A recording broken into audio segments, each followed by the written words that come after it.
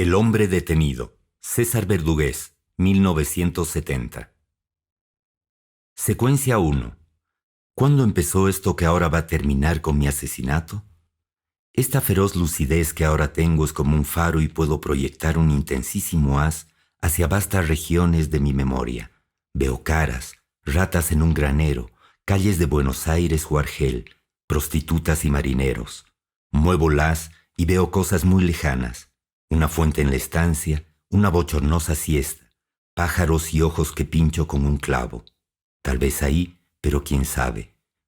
Puede ser mucho más atrás, en épocas que ahora no recuerdo, en periodos remotísimos de mi primera infancia. No sé, ¿qué importa además? Me acuerdo aún de la piedra grabada en el Museo de Florencia, que representa un esqueleto que danza ante un pastor que toca una flauta doble. El mozo levanta los ojos, pero sus labios no abandonan el instrumento. El espectro apenas turba el canto que va acaso a interrumpir. Esa piedra me recuerda aquel hecho perdido en mi lejana memoria, cuando Mari participó en las acciones de esta misteriosa trilogía, amor, sueño y muerte. Rememora todo aquello que su marido le contara una mañana. La otra noche, le dijo, me retiré a descansar a una hora muy avanzada.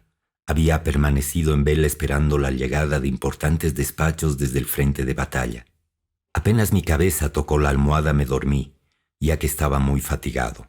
Soñé que me rodeaba un silencio mortal y luego escuché sollozos ahogados, como si una gran cantidad de gente estuviera llorando en forma contenida y queda. Soñé que me levantaba de mi cama y bajaba al primer piso. Se seguía escuchando los sollozos, aunque no se veía alma viviente. Visité una tras otra todas las habitaciones que se encontraban despobladas, pero con todas sus luces encendidas, los sollozos seguían y me sentí impulsado a buscar quienes se lamentaban de esa extraña manera. Cada objeto y cada mueble se encontraban en su lugar habitual. Alarmado, continué mi búsqueda hasta llegar al Salón del Este, donde me esperaba una macabra sorpresa, un catafalco sobre el cual reposaba un cadáver envuelto en un sudario, rodeado de guardias uniformados. Una muchedumbre llorosa contemplaba el cuerpo, cuyo rostro estaba cubierto de un lienzo. Muchos lloraban. ¿Quién ha muerto en la Casa Blanca? Le pregunté a uno de los soldados. El presidente, me respondió, ha sido asesinado. Sus palabras fueron seguidas de un estallido de doloroso llanto de los presentes. Los sollozos se intensificaron y desperté. No volví a pegar los ojos esa noche. Mari vio con horror que los sueños son anticipaciones de lo que sucederá en el futuro. Recuerdo el momento trágico. Se escuchó repentinamente un disparo y un hombre saltó sobre el escenario, desgarrando un cortinaje del palco con su espuela. Poniéndose rápidamente de pie, gritó la frase latina, «Sic semper tyrannis», frase de Bruto al matar a César, y enarbolando un puñal desapareció. El grito de horror de Mari hizo que todas las miradas se dirigieran al palco. Semioculta en la penumbra se vislumbra la figura caída del presidente. Al instante, varios espectadores escalaron el proscenio para seguir al asesino, mientras un médico subía corriendo al palco, siendo recibido por la angustiada pregunta de Mari. «Oh, doctor, ¿ha muerto? ¿Cuál fue el motivo que impulsó al asesino? Nuestro país le debía todos sus problemas y Dios me hizo simplemente un instrumento de su castigo», anotó en su diario, y 2 semanas después murió de un balazo en un intenso tiroteo. Sí, Dios. Dios. Dios insaciable que mi insomnio alimentas. Dios sediento que refrescas tu eterna sed en lágrimas. Áspero fuego y sal devoradas. Dios vacío que golpeas mi pecho con un puñal de angustia, deshabitándome cada vez más hondo. Dios desierto, estéril pena que mi súplica baña. Dios mudo, que al silencio del hombre que pregunta contestas solo con silencio que ahora, Dios hueco, Dios de nada, mi Dios, sangre, lágrima y avidez rencorosa, vado sangriento desde mi desierto, me conducen. Dios que no se alcanza, que se busca en el fondo mismo de la desesperación y de la muerte. Te he buscado, te busco, en la cólera pura de los desesperados, allí donde los hombres se juntan para morir sin ti, entre una maldición y una flor degollada. Alguien depositó una corona de flores, midiendo hasta lo mínimo el ruido de sus pisadas. Las dos mujeres que recibían el pésame se pusieron de pie, con los rostros cubiertos por un velo negro. Secuencia 2.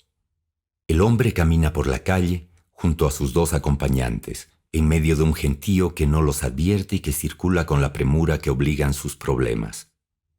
Esta noche hermosa, noche perfumada y dedicada a los viajeros, tengo deseos de apaciguar mis enloquecidas aguas y de decir adiós a la luz que alumbrará los crímenes de mañana. No soy yo el que dice estas cosas, sino las cosas las que me dicen a mí. No soy yo el que vive esperando la muerte, sino la muerte que espera el mínimo desaliento de la vida para morir. Como el gallo a medianoche doy la señal, y nada más si no tengo la menor idea de si hace buen tiempo o si ya fue quemado el fortín de los gigantes. Pero estoy seguro de que el asesino se levantó de cama, orinó en un rincón de su anonimato y desayunó frugalmente. Luego fue al depósito, se lustró los zapatos, contrató un cochero para que lo llevara a la cárcel después de su hazaña, examinó su revólver calibre 44 y aguardó en la sala de espera de las damas. Avanzo, nuevamente en la consumación de mi crimen. ¿Cuántas veces lo he cometido? ¿Cuántas veces hundí mi cuchillo en ese pecho flaco y orgulloso? ¿Cuántas veces las ramas me cercaron? ¿Cuántas veces la ira de los enanos inocentes me condujo a la pira, al centro de la plaza y me lanzó al castigo y a la hoguera? El asesino se aproximó hasta el inadvertido presidente y le disparó 2 veces. Una bala rasgó la manga de su saco, la otra destrozó una vértebra, seccionó una arteria importante y se alojó en su abdomen. Y luego, la policía. La policía, naturalmente. Había que hablar de los días siguientes hasta el entierro. Su mujer. No faltó nada, ni la lluvia, y los paraguas, ni los detectives. Pero él, allá, del otro lado, insiste.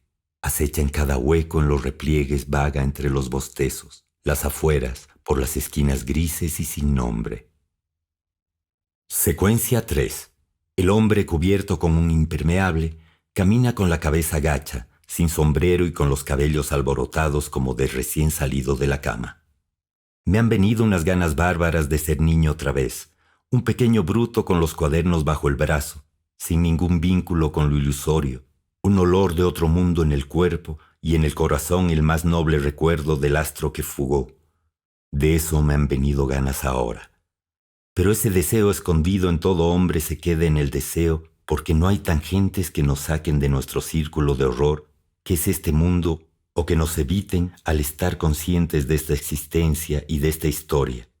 La historia es planta sagrada a la que el mundo debe regar con sangre. Siguiente. Un capitán sustituyó al teniente en el techo de la estación, y con la bocina del gramófono hizo señas de que quería hablar. La muchedumbre volvió a guardar silencio. «Señoras y señores», dijo el capitán con una voz baja, lenta, un poco cansada, «tienen 5 minutos para retirarse».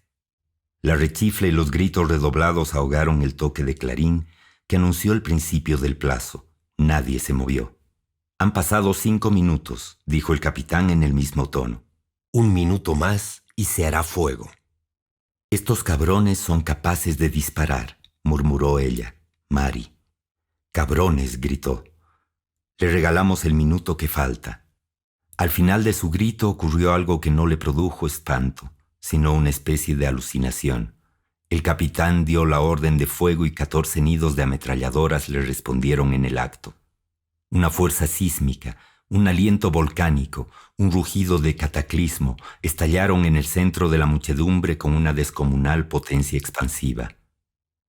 En la noche sin luna, el extraño silencio que había precedido a la masacre y también el que lo había seguido, cuando ya todo estaba terminado, formaron 2 silencios idénticos, sepulcrales, latentes. Entre los dos, solo la posición de los astros había producido una mutación apenas perceptible. Todo estaba igual, salvo los restos de la espantosa carnicería, que a lo sumo había añadido un nuevo detalle a la decoración del paisaje nocturno, brillando entre el polvo. Un escuadrón formado, se enumeran en la plazoleta. 1, 2, 3, uno tras otro, cada soldado se pone firme, gira la cabeza, grita su número y vuelve a su posición original. Las cifras se suceden mecánicamente. Podría referirse a cualquier cosa, a la cantidad de uniformes en el parque, o a los muertos que van apareciendo. 1800 cadáveres, de godos o de americanos contra americanos, para ser más precisos, porque los de abajo son indios, negros arrancados, limeños o lo que usted quiera. Y a la lumbre de estas fogatas van apilándolos junto a una zanja. Los van a enterrar en algo parecido a una trinchera y los siembran, por así decir, de a uno o de a dos. Los agarran de los pies y de la otra punta del cuerpo. Alguien reza, bien o mal, pero reza, y otro soldado les va echando cal encima. Aquella vez, la medida llegó a su colmo. El excesivo terror se troncó en alegría excesiva, la desesperación estalló en risa, la muerte llegó a ser diosa de aquel mundo de sangre y de lágrimas. Secuencia 4. Los dos hombres que lo acompañan llevan abrigos con las solapas suspendidas y los sombreros con las alas caídas. No es la vida la que obliga a danzar a los pensamientos en el cerebro, es la muerte la que los mueve en el apuro de gastarnos en cada segundo hasta nuestro fin, en tanto que va expulsando lo que se llama el pasado, el excremento que no tocamos y tan solo vemos en las danzas de la sangre, de la violencia, de la muerte lenta y súbita para decir con inocencia, ya pasó. La muerte es una tarántula que se mueve entre sus víctimas y acaricia con repugnantes patas sus propios huevos. Me hurga el cerebro la idea de las danzas misteriosas e invisibles que ejecutan los hombres sin caer en la cuenta de ello. Recuerdo una época en que todo un pueblo se movía frenéticamente al compás de las músicas inaudibles. Aquellos a quienes picaba la tarántula infernal empezaban súbitamente a danzar rabiosa, delirante, agitada por los temblores y vestida con la espuma de la epilepsia. Se veía a los danzadores cogerse de las manos por las calles, formar amplios círculos y dar vueltas hasta caer rendidas de fatiga. ¿Cómo no pensar que la muerte estaba allí, invisible, gaitera del baile convulsivo, que aguijonea los saltos, sobreexcita los brincos y las hace cavar la tumba con los pies frenéticos? Y lo veo en este instante. En un edificio llamado lugar de oración, se entregan a una especie de baile, que consiste en mover el cuerpo de atrás hacia adelante, de la cintura para arriba, al mismo tiempo que acompasadamente van salmodiando el venerado nombre de Dios, al son de las gaitas, panderos y tambores. Cuando se encuentran en el estado de exaltación conveniente, salen del lugar de la oración para dirigirse, en procesión, a su zanía. Abren la marcha, rodeados de una inmensa multitud de curiosos, los más pacíficos, vestidos con largas túnicas blancas, cogidos de las manos y formando un semicírculo avanzan lentamente con las cabelleras al viento y moviendo cadenciosamente la cabeza y el cuerpo. Siguen a estos los exaltados, desnudos de medio cuerpo, con las melenas embadurnadas de aceite, en desorden, cubiertos por la sangre de los carneros, que vivos les arrojan sus admiradores y que ellos, descuartizándolos con dientes y uñas, se comen, palpitante la carne aún. Con los gritos de la multitud unidos al eterno Dios, Dios de los Aizawa, la música monótona del tam, tam y la chillona de las gaitas, los saltos y las violentas contorsiones a las que se entregan, la carne cruda que van devorando, y sobre todo esto, los ardientes rayos del sol que caen sobre sus desnudas cabezas como fuego derretido, se excitan de tal modo que resultan verdaderos locos furiosos. En tanto, otra danza se celebra en el mismo arcano mundo, tal vez separada por una película de tiempo y de espacio, sin la cual las dos danzas se celebrarían al unísono, en un mismo instante y lugar. Quizá ello es así y no se lo advierte. Yo le dije a Alma Grande que algo horrible le habría de suceder, pero él me respondió que la muerte no le preocupaba y no le importaba morir, dejándome atónito, y luego todo sucedió así, manteniendo sobre su rostro una íntima dulzura. Alma Grande empezó a avanzar, la multitud empezaba a aclamarle. Un hombre joven se aproximó y uniendo las manos en la señal del saludo indio le dijo: «Hoy llegáis con retraso». «Lo siento», comenzó a decir. No terminó su disculpa. El desconocido sacó a quemarropa un revólver de entre sus vestimentas y descargó 3 tiros contra el esqueleto viviente que era el cuerpo de Alma Grande. Riman vivir y morir, riman amar y penar, oh tiempo, rima sin fin, acabar es empezar. Todos habían retrocedido mudos de asombro y dolor y horror. El sol no se había puesto todavía en el jardín, pero la oscuridad se extendía a todas partes. Rápidamente llegaron, silenciosos, llorando, solos, en parejas o en grupos llegaron, los harapientos y los ricos, los ancianos y los jóvenes, hindúes y musulmanes por igual, los sanos y los inválidos, sin que pudiera saberse cómo todos se habían enterado, como si el mismo cielo hubiera sido el portador de la noticia, como si ésta hubiese sido escrita en la faz esfumada del crepúsculo. Bapu, nuestro padrecito, ha muerto. Ninguna fuerza policial del mundo podría haberlos contenido, pero ni un solo policía lo intentó, pues aquel mar humano que llegaba no era un ejército de ira, ni una muchedumbre ansiosa de venganza o represalia. Desarmados, como criatura en su inocencia, llegaron allí para orar, no para pelear. Llegaron para humillar sus cabezas hasta cerca del edificio donde yacían sus restos. Llegaron para llorar por sí mismos, por sus hermanos y para rogar su perdón. Pero en la danza del otro yo de cada quien de la multitud llorosa, sucedía algo diferente. Todavía lo veo como si los hechos transcurrieran en este instante. La vociferación empieza. Al principio es una gran algarabía de lamentaciones y gemidos, tempestad de dolor, atravesada por relámpagos de ardientes juramentos de venganza. Los hombres desenvainan sus puñales y hacen resonar las culatas de los fusiles sobre las baldosas, y las mujeres agitan la cabellera deshecha y empapan los pañuelos en las heridas del muerto. Se apodera de ellas el vértigo y cogiéndose de las manos danzan alrededor del cadáver, profiriendo gritos violentos, la ronda fúnebre del Caralú. Silencio sombrío sucede a esta crisis. Entonces, una de las parientes del difunto sale del grupo de sus compañeras y arrima el oído a la boca del muerto como para recibir de él la consigna. Después, con voz vibrante, entona el canto de guerra de aquellos violentos funerales, el evohé de aquellas bacanales del dolor. Secuencia 5. El hombre camina mirando el suelo y con las manos atrás. Hay mucho tráfico en las calles y nadie detiene la vista en él y sus acompañantes. Después de haberme comido las uñas del alma para cerciorarme de su inmortalidad, después de frecuentar y refocilarme con todas las regiones teniendo yo una propia que me acusaba de polígamo, llego a la conclusión de que es menester entrar una vez más al baño e inventar una liturgia para sentarme en el inodoro.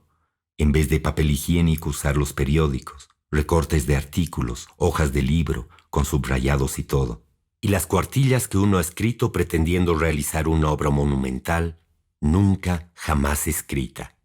La primera cuartilla que viene es de un extenso capítulo. La Biblia o la rebeldía, título, Génesis, Adán y Eva contra Jehová, luego Caín, y lo releo antes de su encuentro supremo con el juicio final. 1. Y Caín llevó con el corazón henchido las primicias del fruto de la tierra una ofrenda a Jehová, pues Caín fue labrador. 2. Y también Abel llevó los primogénitos de sus ovejas, pues Abel era pastor. 3. Y sucedió que Jehová recibió con agrado a Abel y a su ofrenda, mas no recibió igual a Caín y a su ofrenda. 4. Sintió Caín que su corazón se rompía de dolor y decayó su semblante en gran manera. 5. Y Caín vagaba en el campo sin comprender por qué no era propicia la ofrenda suya, que no cayó en gracia de Jehová. 6. Y entonces Caín fue con Abel y le habló del dolor que sentía, mas Abel no le escuchó porque embargaban su corazón tañidos de dicha muy grande al haber agradado a Jehová. 7. Entonces aconteció que Caín se llenó de ira y levantó una quijada de asno. 8. Y Caín golpeó a su hermano hasta que el soplo de Jehová se separó de su cuerpo. 9. Y Caín derramó llanto al ver sangre de su hermano derramarse en la tierra. 10. Y Caín se manchó de la sangre de su hermano y fue maldecido por Jehová. Él le dijo, maldito seas tú de la tierra. 11. Y dijo Caín a Jehová, he aquí me echas hoy de la faz de la tierra, pero para mi iniquidad tú eres el forjador de culpa al no mirar con bien mi ofrenda traída con el corazón henchido al igual que la de Abel. 12. Caiga sobre mí el castigo, pero en ti caerá el arrepentimiento de tu obra, y será con el tiempo que los hombres se matarán en tu nombre. Jalo y la monumental obra que debió titularse Historia de la Violencia se pierde por los conductos regulares, Papeles y más papeles impresos como una carcajada del tipito de Gutenberg. Desde hace 10 años estoy pintando La Edad de la Ira, que es una colección de 250 cuadros sobre la tragedia que sufre el hombre contemporáneo. Son 50 años de historia. Los temas son los campos de concentración, Hiroshima, la Guerra Civil de España, la Segunda Guerra Mundial. Quiero mostrar la expresión más dura de la lucha del hombre contra el hombre, ser el grito más categórico por la paz humana. En eso estamos, pero mientras tanto, el mundo cede y se desploma, como metal al fuego. Entre mis ruinas me levanto, solo, desnudo, despojado, sobre la roca inmensa del silencio, como un solitario combatiente, como invisibles huestes, en todo este tiempo de trabajo artístico, de creación, arte-dolor, concepción con dolor del tema humano, las interrogantes, que son más, sobre el hombre y su mundo me cubren todo horizonte de respuestas, que son menos.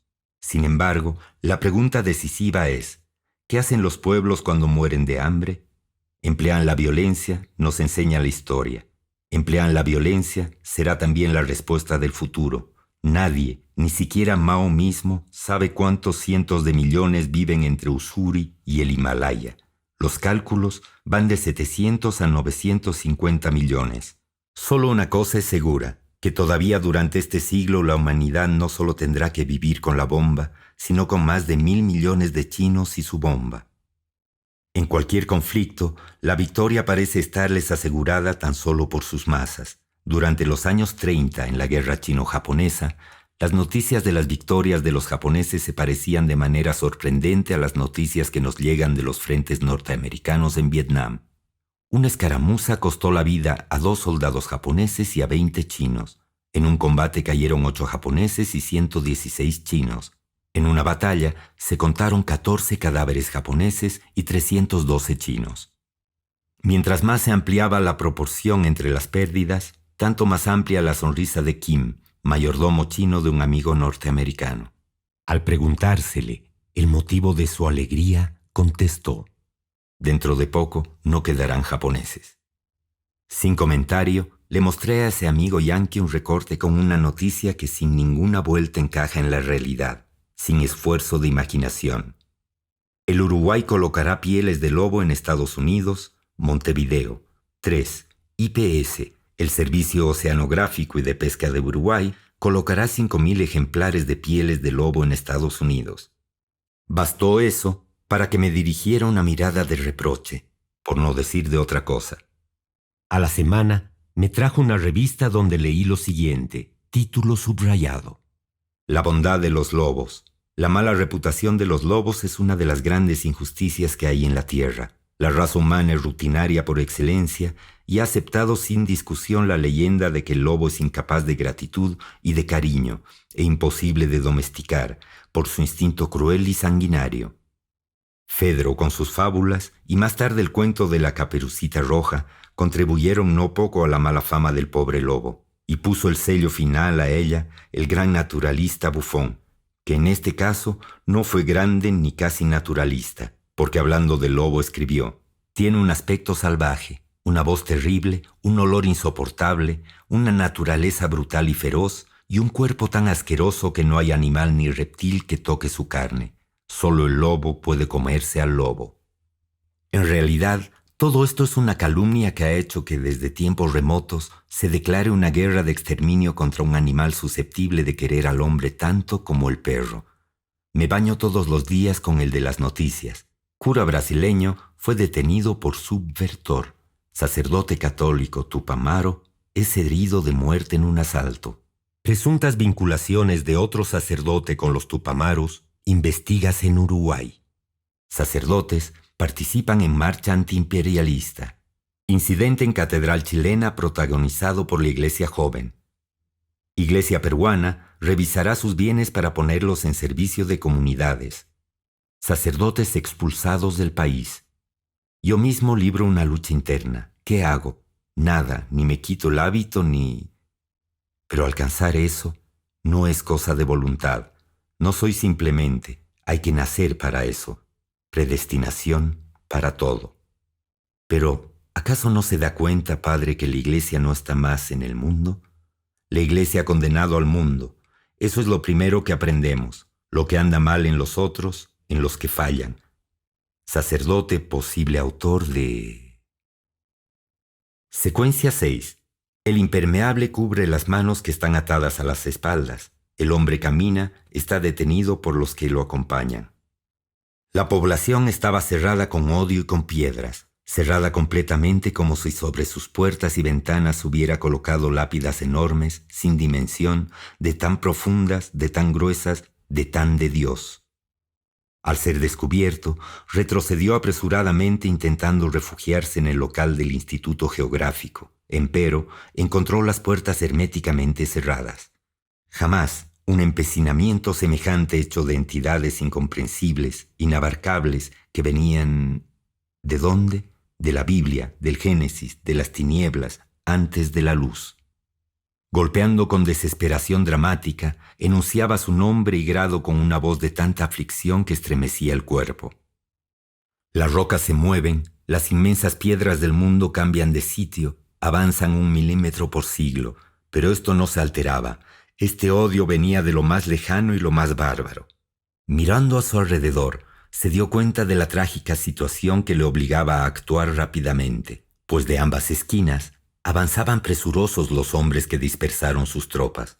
Era el odio de Dios. Dios mismo estaba ahí apretando en su puño la vida, agarrando la tierra entre sus dedos gruesos, entre sus descomunales dedos de encono y de rabia. ¿Por qué? ¿Quién sino Él? Tomando otra acera, quiso guarecerse en alguna casa particular, pero todas le negaban asilo. Esas puertas también estaban cerradas y con mayor seguridad aún. ¿Quién sino una cosa sin forma, sin principio ni fin, sin medida, puede cerrar las puertas de tal manera? Todas las puertas cerradas en nombre de Dios. Toda la locura y la terquedad del mundo en nombre de Dios. Supo que el esfuerzo por violar alguna de ellas era vano. Y entonces, esa desesperación que llegó a suspender su resuello en la puerta del instituto culminó en el drama horrible que vive el hombre viéndose frente a la muerte. Dios de los ejércitos, Dios de los dientes apretados, Dios fuerte y terrible, hostil y sordo, de piedra ardiendo, de sangre helada. Casi perdiendo los sentidos por el sarcasmo lúgubre de aquellos instantes, botó su revólver y con los ojos que parecían saltar de sus órbitas, esperó la llegada del último segundo de su existencia. Y eso era ahí y en todo lugar, porque Él, según una vieja y enloquecida maldición, está en todo lugar, en el siniestro silencio de la calle, en el colérico trabajo, en la sorprendida alcoba matrimonial, en los odios nupciales y en las iglesias, subiendo en anatemas por encima del pavor de la consternación. 2, 3 y 4 proyectiles inyectados de muerte dieron término a los latidos intensos de su corazón, que con fuertes martillazos pretendía perforar el tórax para abandonar su morada. Dios se había acumulado en las entrañas de los hombres, como solo puede acumularse la sangre, y salía en gritos, en despaciosa, cuidadosa, ordenada crueldad.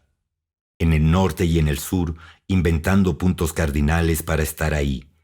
Momentos después, su cuerpo contraído e insensible colgaba en uno de los árboles de la Plaza Sucre. Para impedir algo ahí, para negar alguna cosa con todas las fuerzas que al hombre le llegan desde los más oscuros siglos, desde la ceguedad más ciega de su historia. ¿De dónde venía esa pesadilla? Secuencia 7. El hombre y los otros dos se alejan por la calle y se van perdiendo en la distancia. Un adolescente se arranca la camisa. Los ojos le arden, se acaricia el sexo, está desnudo, los pies brillantes, acostado sobre un antílope, comiéndose un durazno. A mi madre, hijos, hermanos, tíos y demás familiares. Estoy en Bolivia. La noticia no será para ustedes una sorpresa. Esta carta, sí. Siempre hubo entre nosotros una tremenda incomunicación, especialmente política. Hoy, después de casi 2 años de silencio, vale la pena escribir unas cuantas líneas para que conozcan nuestras motivaciones y sepan el porqué de mi decisión. Por mucho que hable de revolución, de liberación o de amor por el pueblo, no pasaría de ser esclavo consciente del sistema, cómplice de la opresión o, en muchos casos, gendarme de sus propios hermanos. sino toma el único camino honesto que existe para independizar nuestros países, el de la lucha armada hasta las últimas consecuencias.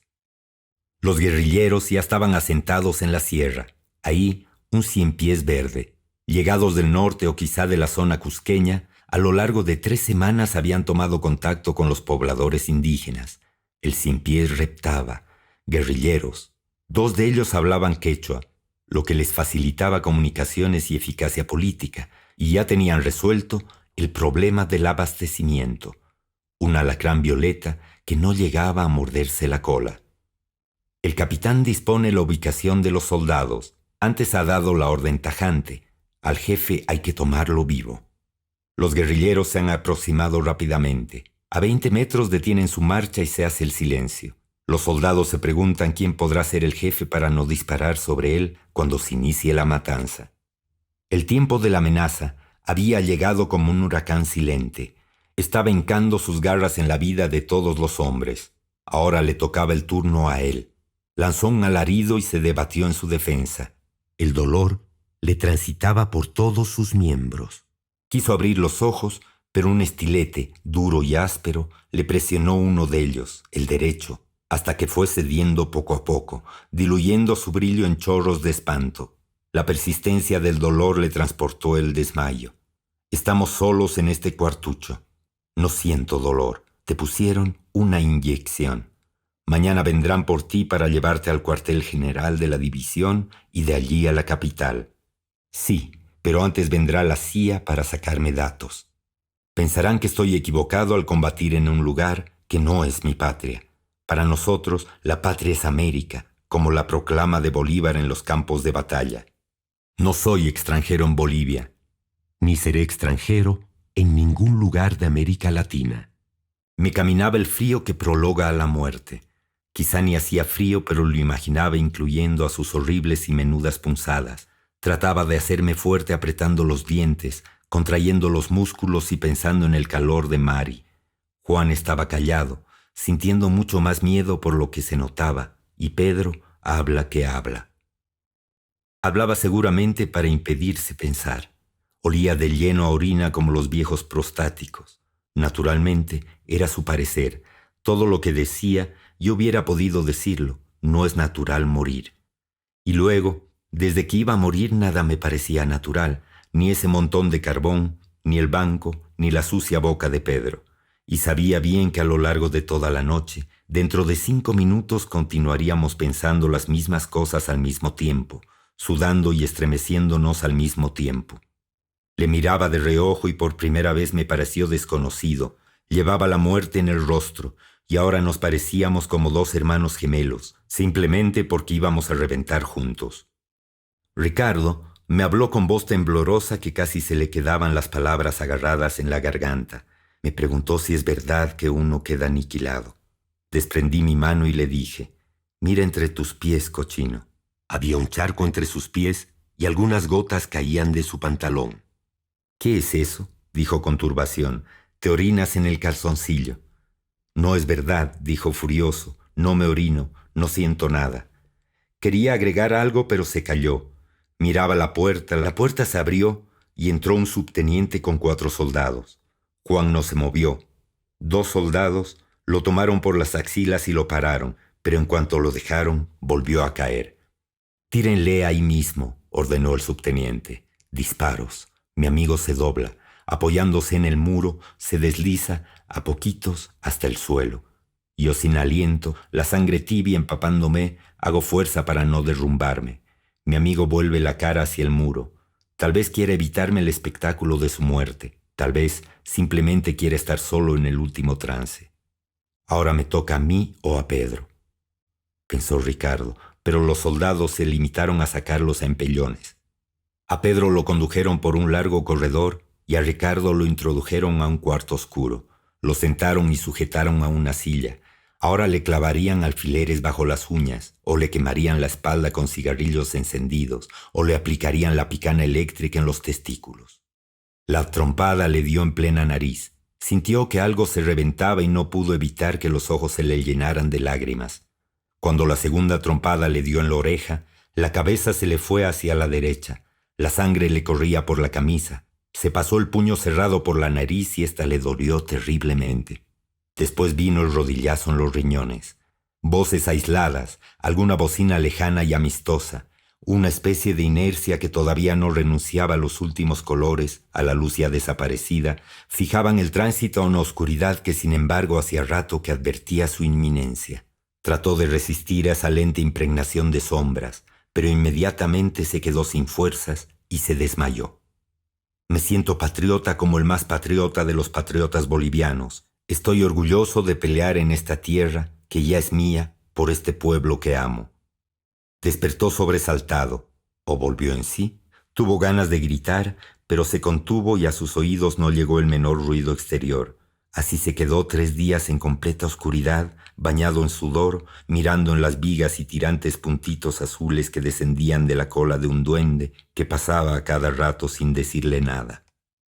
Solo me resta decirles que he sentido por todos ustedes, especialmente por mi madre y mis hijos, un amor infinito. Y el árbol lo dejas desde luego, y el agua que emana de la pila con el huerto son también tus hijos, hijos que en el recuerdo te seguirán a donde vayas. Por problemas de carácter, nunca pude expresarlo suficientemente. Es una desgracia. Márchate ahora si quieres. No olvides que más allá de los muros y las puertas también comienza tu universo, con los habitantes esperándote. Tengo fe absoluta en nuestro triunfo. Creo que sobreviviré y entonces, el breve lapso que estaremos aquí, antes de proseguir nuestra aventura liberadora por otros países, trataré de darles toda la ternura que no supe expresar. ¿Qué es lo que tanto te preocupa? ¿La extraña atmósfera que existe? ¿Acaso sea atmósfera de vísperas de algo que esté por suceder? Pero si alguna bala es el riesgo de la profesión, termina con mi existencia en Bolivia. Sepan que hasta el último momento trataré de cumplir honradamente los principios que son los del Che. Nada se puede hacer si tu partida es sin regreso. No todo puede ser conciencia de deseos. A todo antepones tus temores. Me despido con mi nombre de guerra, porque el antiguo también quedó sepultado en el pasado. Besos a todos. Victoria o muerte, Ricardo. Ningún desvío es posible cuando eres conocido. Conocido. Sí, cuando todos saben de tus actitudes. No todas las tuyas son del dominio de las gentes. En eso estás en deuda contigo mismo. Nadie te conoce, tal vez los habitantes.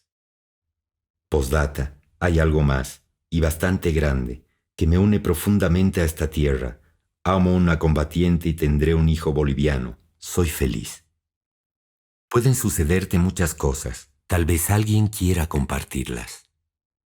En esas tinieblas que no sabes si vienen de ti o de más allá de tu piel, presientes que tu sangre circula por las venas del pasado y te ves no pocas horas junto a tu familia y junto a Mari percibiendo sus latidos y todos sus suspiros con dedicatoria revolucionaria.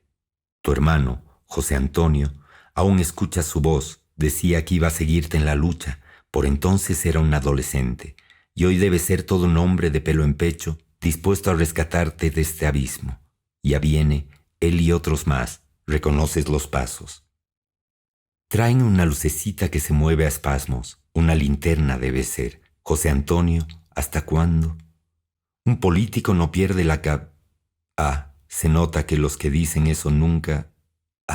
ya vienen, ya no tengo que estar tenso. Traerán comida, ropa seca, cigarrillos, y cómo sabrían que aquí... Después miré, tranquilo, dejarme rescatar. Pero ese no... Es raro, José Antonio, ¿con quién? Están cerca. Es raro que sus rostros nieguen todo rasgo a mis ojos. Unos llevan uniforme. ¿Qué es eso? Pero aquel es José Antonio, seguro, es José Antonio, conversan. Es José Antonio, pero traen armas y están Se me oscurece la vista, evoco un rostro querido, termino de morir. Secuencia 8. El hombre detenido se pierde en una lejanía que nadie advierte y es casi seguro que en el horizonte está su muerte. Siento como si alguien caminara sobre nosotros. Ya déjate de miedos, nadie te puede dar ya miedo. Haz por pensar en cosas agradables porque vamos a estar mucho tiempo enterrados. Secuencia 9. Profundo misterio rodeó al asesinato de 2 universitarios. Los cuerpos de los dos jóvenes mostraban haber sido víctimas de atroces torturas, como preámbulo al sacrificio final. Envueltos en frazadas fuertemente atadas con sogas, los cadáveres fueron hallados en el lugar denominado El Abra. El clima ha cambiado violentamente en La Paz. De un día para otro el cielo se ha puesto sucio y la luz del altiplano perdió su esplendor.